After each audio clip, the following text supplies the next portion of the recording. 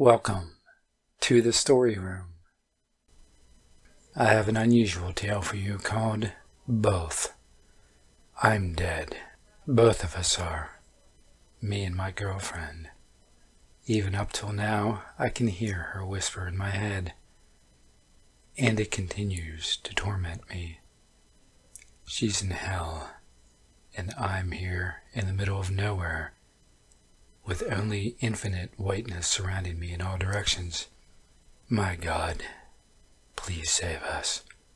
We tried to contact the devil the night before we died. We followed a ritual our friend told us over lunch break, but it went wrong. One of the candles we used for the ritual was defective, and it burnt out halfway through the ritual. The devil was able to manifest himself physically, and he took us both with him to hell. Looking back, I now know that our friend was to blame for this. He wanted this to happen to us. He knew that we'd get curious about the ritual and try it ourselves, so that we'd go to hell, so that I'd go to hell. The cashier from the supermarket, too. She must have been conspiring with him. It didn't tell us that the candles we were using were defective. She must have known we were going to do the ritual, so she placed the pack with the defective candle on top, so that we'd pick them. They planned this. They should go to hell. They should go to hell 1,000,000 times over. My God, please save us and curse them for eternity. The devil brought us both to this world of infinite white. He told us that he loved playing with humans, and that he'll play with us too. It was then that I knew fear, far beyond any nightmare or anything on earth can possibly give a human. We were at the mercy of the very incarnation of evil himself, and I swear the fear alone could have killed me had I been alive. My God, please save us.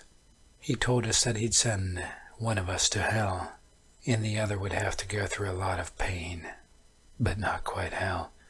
One of us was going to remain in this white world, and the other will go to the lake of fire in infinite darkness. Whoever was in the white world can wish to switch places with the one in darkness, and the person in darkness will have all of his thoughts whispered into the other's head. This was his game, and he told us that this game was never going to end, because he hated ends. My God, you know how much suffering we've been through. Please save us. He took me first to the lake of fire. There are no words to describe the pain I felt in that black world. I could see nothing, almost as if my eyes had been gouged out of their sockets. I could hear the loud flames burn without light, and the pain ravaged every part of my body. I screamed as loud as I could for as long as I could, until I was unable to do so. I was still trying to scream, not out of wanting someone to hear me, but out of pain. I could do nothing but scream as every inch of my flesh was scorched by the flames in infinite darkness. My God, why have you not saved me from there? After a day or so of torment, the flames suddenly stopped. I opened my eyes and suddenly realized I could see again. I was there in the world of infinite white. My girlfriend switched places with me. An indescribable feeling of gratitude and relief came over me, but it was suddenly replaced by guilt and dread. I could hear her screams in my head, and I knew she was in my place. She was begging to be saved by me, seeking for the redemption I hold in my hands. Listening to her voice in pain reminded me of what I had experienced myself in that inferno, and every memory of the place has been burned into my mind like a hot iron brand on my skin. The pain in her voice made me feel the guilt of having her save me, but the fear of going back stopped me from calling the devil to save her. My God, why have you given humans heart to hurt themselves with? Come the fourth day of being in the white world, and I still haven't been able to get a wink of sleep.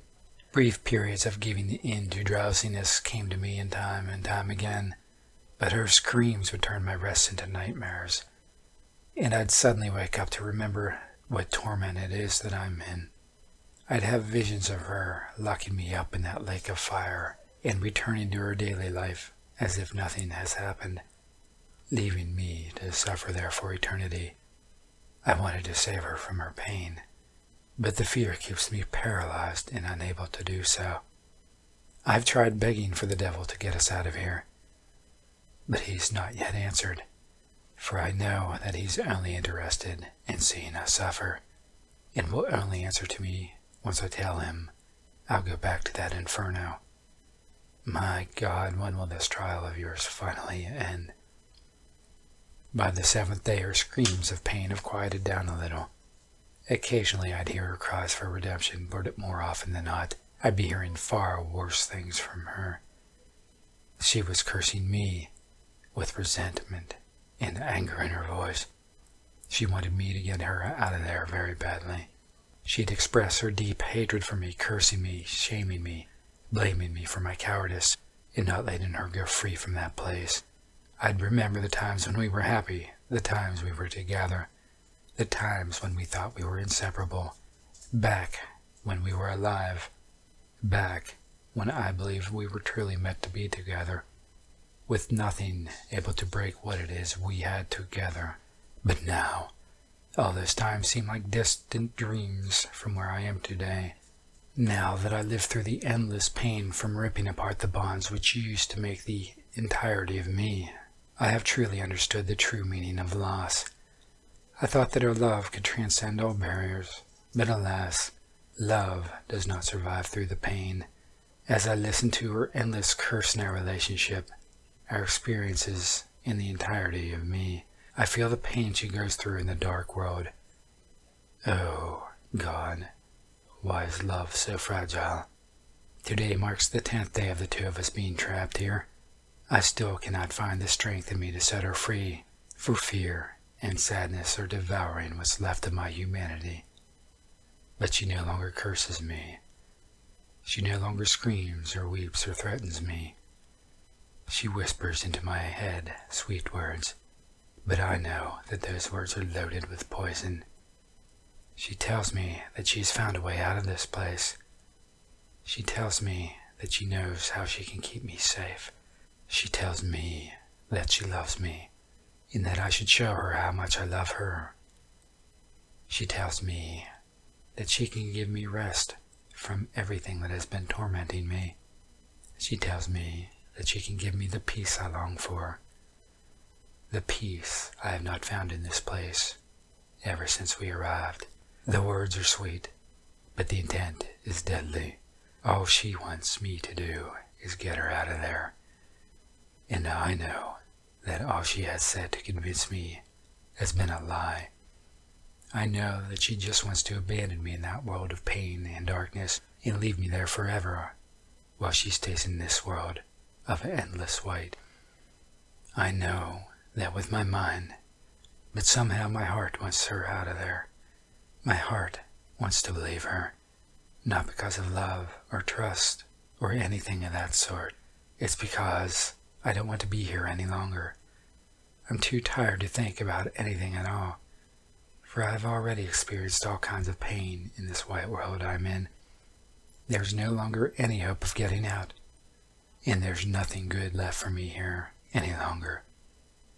I may be afraid of the pain in that place of darkness, but beyond that, her words make me feel like she can truly give me the rest I long for, the rest I have desired for so long.